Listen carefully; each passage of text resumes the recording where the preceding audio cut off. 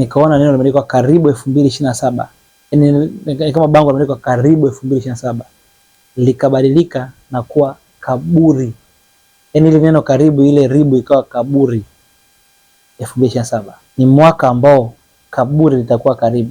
Yaani it's like ni mwaka ambao kaburi litakuwa karibu. Yaani wakasema karibu, jamani mwaka mpya karibu, wengi watakaribia kwenye kaburi.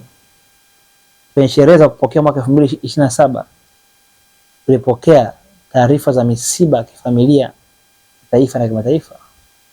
Ni misiba ya watu wabeba vijiti, yani watu ambao ni viongozi, watu waliokuwa kwenye nafasi waliachia nafasi na kuingia kwenye kaburi, na wengine kupokea nafasi bila kujiandaa. Kwa hiyo like tunapoingia 2027